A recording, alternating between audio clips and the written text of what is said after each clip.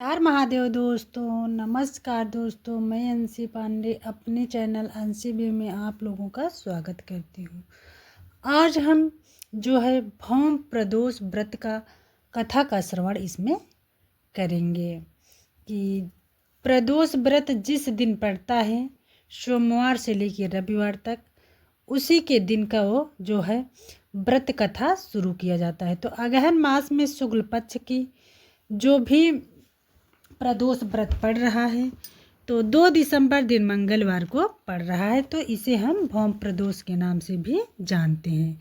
एक बार प्रेम से बोलो हर हर महादेव की जय। मंगलवार के दिन प्रदोष व्रत करने से समस्त रोगों का नाश हो जाता है, अतः इस दिन महाबली का पूजन करना चाहिए। इस दिन गेहूं और गुड़ का भोजन सर्वश्रेष्ठ होता है। ब्राह्मणों को भोजन कराने के बाद स्वयं भोजन करना चाहिए व उड़द मूंग की दाल दान करनी चाहिए। लगातार 21 मंगलवार को प्रदोष के समय शिव जी का पूजन करें तथा व्रत रखें। पूजन में लाल पुष्प चढ़ाना चाहिए तथा लाल कपड़ा पहनना चाहिए। मंगलवार को व्रत करने से मनुष्य के समस्त रोग पाप कष्ट आदि दूर हो जाते हैं तथा शरीर बलवान होता है, इसमें किसी भी प्रकार का संशय नहीं है। बहुत दिन हुए एक ब्राह्मण और ब्राह्मणी थे जो बिना संतान के अत्यंत दुखी थे। पुत्र प्राप्ति की इच्छा से उस ब्राह्मण ने जंगल में जाकर अत्यंत भक्ति पूर्वक शिव जी की तपस्या की और ब्राह्मणी घर पर ही ईश्वर की आराधना करने लगी। वह ब्राह्मणी नियम पूर्वक प्रत्येक मंगल को हनुमान जी का भोग लगाती थी तथा बाद में स्वयं प्रसाद स्वरूप भोजन ग्रहण करती थी। एक बार एक पर्व ऐसा आया जिसमें बिना कुछ भोजन किए हुए निर्जल व्रत करना था, अतः ब्राह्मणी उस मंगलवार को हनुमान जी को नैवेद्य न अर्पित कर सकी। अतः उसने संकल्प किया कि अगले मंगलवार को मैं हनुमान जी को भोग लगा दूंगी, तभी भोजन करूंगी।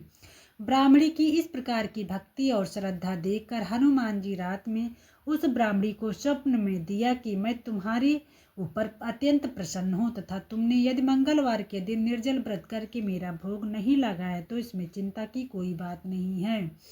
कल प्रातः काल नहा धोकर तुम मेरा पूजन करना, मेरा नैवेद्य लगाकर स्वयं भोजन करना। थोड़ी देर बाद सर्वगुण संपन्न बालक आएगा, उसका पुत्रवत पालन करना। वह तुम्हारी सेवा करता हुआ इस प्रकार के कार्य करेगा कि तुम्हारा यश अक्षय होकर फैलेगा। अगले दिन ब्राह्मणी ने स्वप्न के अनुसार कार्य किया जिससे उसको सुंदर पुत्र प्राप्त हुआ। उधर शिव जी व हनुमान जी ने ब्राह्मण की तपस्या करते में ही कहा कि तुम्हारी मनोकामना पूर्ण हो गई है। ब्राह्मण ने घर आकर उस पुत्र को देखकर अत्यंत विस्मय किया और अपनी पत्नी से पूछा कि यह पुत्र किसका है। ब्राह्मण ने उत्तर दिया कि यह आपका ही पुत्र है।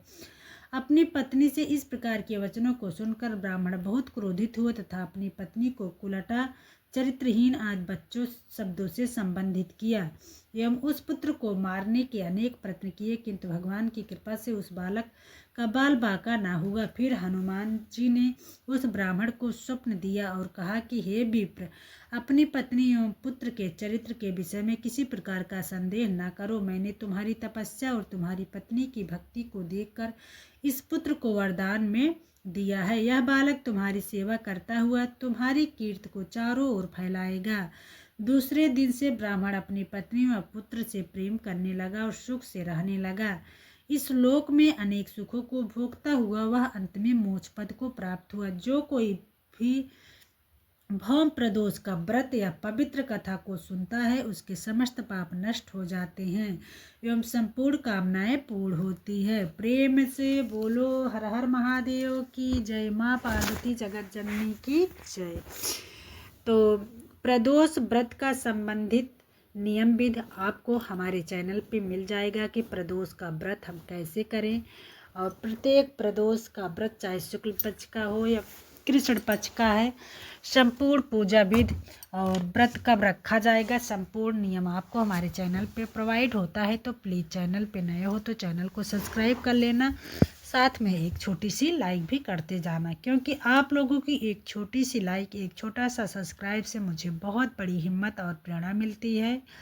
अब हम आप लोग को मिलूंगी एक नए वीडियो में, तब तक के लिए नमस्कार, धन्यवाद, हर हर महादेव।